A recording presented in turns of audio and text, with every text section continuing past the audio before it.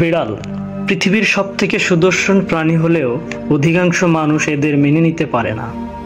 এদেরকে আঘাত করে, আহত করে, এমনকি মেরেও ফেলে। বলো কি হয়েছে, বলো। বলো, কোলে আসবা? কোলে আসবা? কিন্তু আমাদের নবী সুলাইমান আলাইহি ওয়াসাল্লাম বিড়ালকে আঘাত করতে নিষেধ করেছিলেন তার কওম অথবা সম্প্রদায়কে।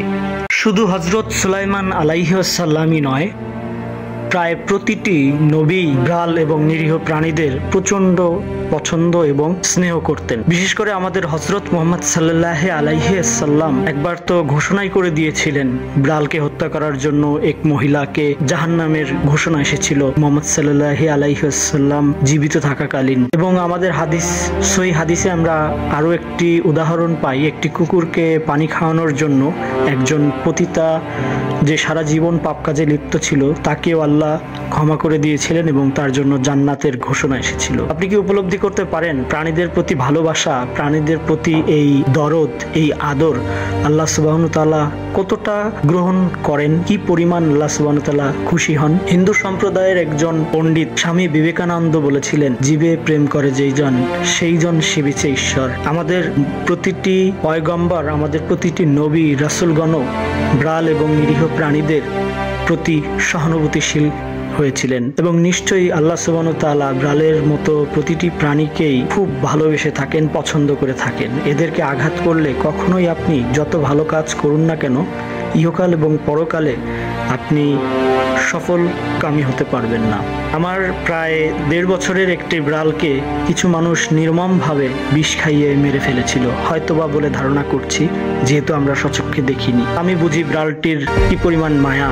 এভাবে আমাদের সমাজে অসংখ্য বিড়াল প্রেমী যারা মানুষ রয়েছেন, তাদের বিড়ালকে অধিকাংশ সময় অন্য মানুষেরা আহত করে, আঘাত করে, মেরে ফেলে, বিষ খাইয়ে মেরে ফেলে, আঘাত করে মেরে ফেলে। এ ধরনের কাজ করবেন না। মানুষ যদি জানতে পারতো বিড়ালের মতো নিরীহ প্রাণীকে, বিশেষ করে বিড়ালকে আঘাত করা, বিড়ালকে কষ্ট দেওয়া, বিড়ালকে হত্যা করা যে কত বড় মহাপাপ, কত বড় অন্যায়, এবং সৃষ্টিকর্তা আল্লাহ সুবহানাহু ওয়া তাআলা যে কি পরিমাণ ক্ষিপ্ত হয়ে যান, তাহলে মানুষেরা কোনো দিনও বিড়ালের মতো, বিশেষ করে বিড়ালকে কখনোই আঘাত করতেন না। বিড়ালের দোয়া এত দ্রুত আল্লাহর কাছে কবুল হয়, অনেক পরহেজগার মানুষের দোয়াও অধিকাংশ সময় এত দ্রুত আল্লাহ সুবহানাহু ওয়া তাআলা কবুল করেন না। এদের অভিশাপও দ্রুত কবুল হয়। এদের আঘাত করবেন না, মারবেন না, আহত করবেন না। এরা যদি অভিশাপ দেয় তাহলে ইহকাল এবং পরকালে নিশ্চিত আপনি ক্ষতিগ্রস্ত হবেন। পক্ষান্তরে এদের আদর ভালোবাসা দিলে, এরা যদি আপনার জন্য মহান সৃষ্টিকর্তার কাছে দোয়া করে, তাহলে ইহকাল এবং পরকালে আল্লাহ আপনাকে ওদের উসিলায় হয়তো ক্ষমা করে দিতে পারেন। এটা আমার বানানো কোনো কথা নয়, অথবা কোনো গল্প বা সাহিত্য থেকে সংগৃহীতও নয়। এটি আমাদের সম্মানিত নবী হযরত সুলাইমান আলাইহি ওয়াসাল্লামের বাণী। স্বয়ং সুলাইমান আলাইহি ওয়াসাল্লাম বলেছিলেন তার কওম অথবা সম্প্রদায়কে।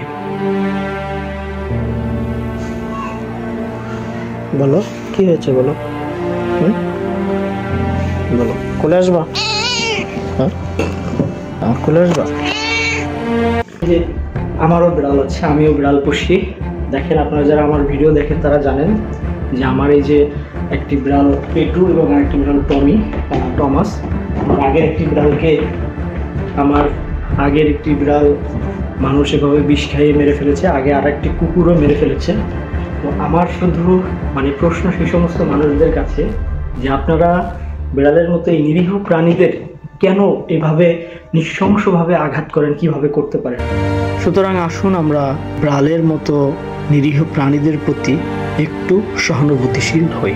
সবাই ভালো থাকবেন এবং সুস্থ থাকবেন, এবং সবার কাছে আবারও বিশেষ অনুরোধ করব, সবাই বিড়ালের প্রতি সহানুভূতিশীল হবেন।